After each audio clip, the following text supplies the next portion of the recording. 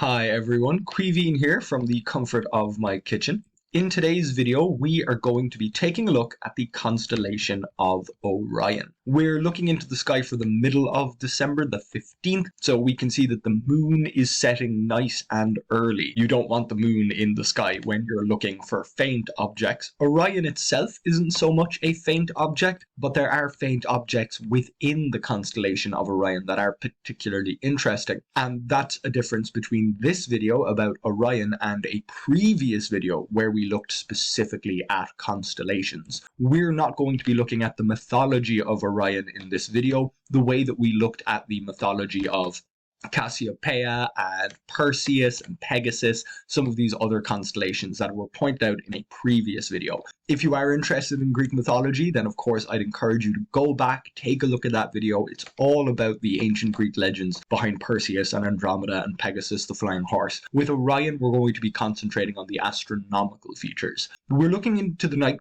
quite early here, just a little after 9:30. Saturn is just setting, Jupiter is almost exactly in the south, and we have Orion over here in the southeast with the brightest star Sirius just starting to rise. Now we're looking at Orion as we would be able to see it from the city, and already we can see a little bit of a fuzzy glow. To the naked eye, there's a good chance it will look mostly like a star, but this fuzzy patch under Orion's belt is a nebula. In a previous video, we took a look at some deep sky objects, and we will be looking at deep sky objects here as well. Orion's sword hanging from Orion's belt is an amazing deep sky object to see. Just looking at the shape of Orion here, we have the shoulders, Betelgeuse and Bellatrix, and we have the ankles, Rigel and Saph. Saph, yes. Not exactly sure how to pronounce it. These are not really the outskirts of Orion, but they frame the belt of Orion, which is almost the centerpiece. Orion does have a club up above his head and a lion skin hanging from his front arm here. So there is a bit more to Orion than just the belt and the shoulders and the feet. If I bring up the lines of the constellation, we'll get an idea of the extent. So we can see there it looks like a shield or a bow and arrow, but it is meant to be a lion skin and a club stretching up over the head there. If we bring up the pictures, there's the shape of Orion. So that is the mythical character of Orion that the constellation is based on. But as I mentioned, we won't be dealing too much with that. We'll be looking at deep sky objects, and there's no better place to look for deep sky objects than the countryside, because some of them start to be visible even with the naked eye. We've already seen that the galaxy, the Andromeda galaxy, way up here, is visible to the naked eye, even though it's very distant, and the Pleiades are nice and clear in the countryside as well.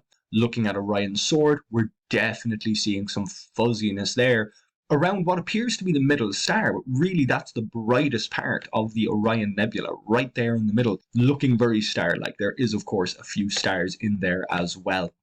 If we take a slightly closer look, we should start to see really one of the apparently biggest deep sky objects. Deep sky objects are various things, clusters of stars, clouds of gas, and they can look very different from each other. Looking at Orion here, we're definitely seeing some fuzziness here. Zoomed in just a little bit in the countryside, even binoculars can give you a view like this. We can see what appears to be a fuzzy cloud of gas over here, and it is. We can see some of the nebulosity or fuzziness here in Orion's sword. But taking a look just to the left of Orion around here, we have this big reddish arc curving from above the belt all the way down to Saph here.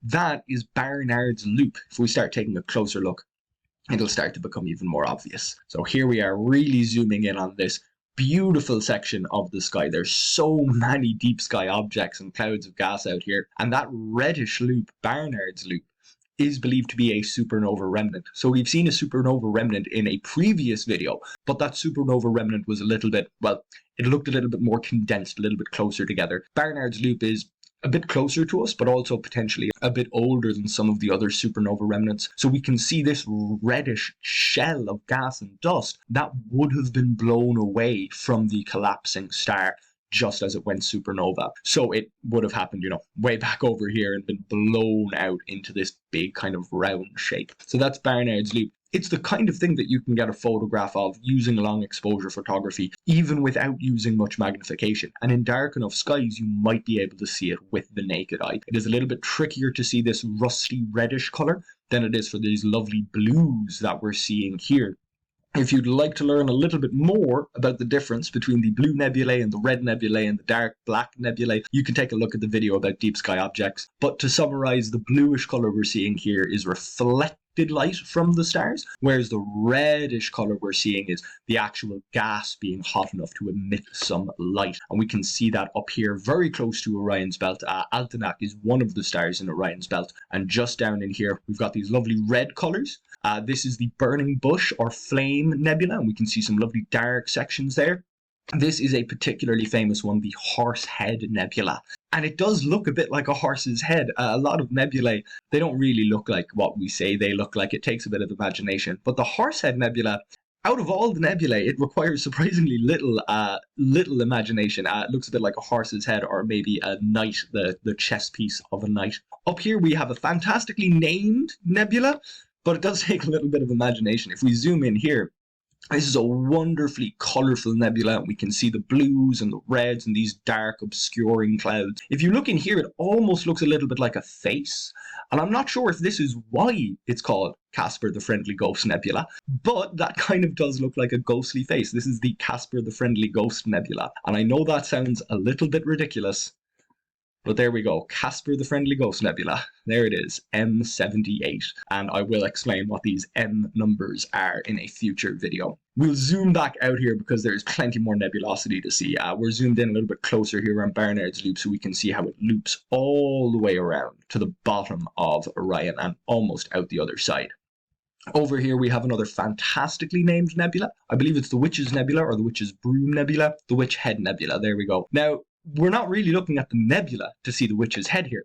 We're looking at the negative space created by the nebula. So we can see that kind of a lumpy chin, big nose, that's kind of stereotypical of cartoon witches. So that's the Witch Nebula. Fantastic object to look for around Halloween. You would just have to get up a little bit later in the night to see it. It's a lot easier to see now as we come into December, and even into January, we'll be able to see Orion nice and early in the evening.